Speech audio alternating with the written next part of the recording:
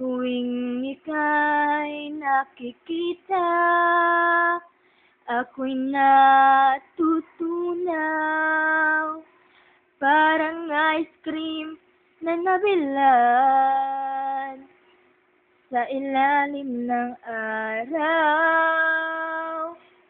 Ano ba naman ang sikreto mo at di ka maalis sa isip ko?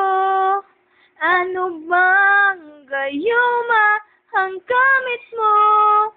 At masyado akong patay sa'yo. Hindi na makatulog, hindi pa makakain, sa giyaw at sa ilong, pati na sa pisngi, sa kaisip sa'yo, sa giyaw at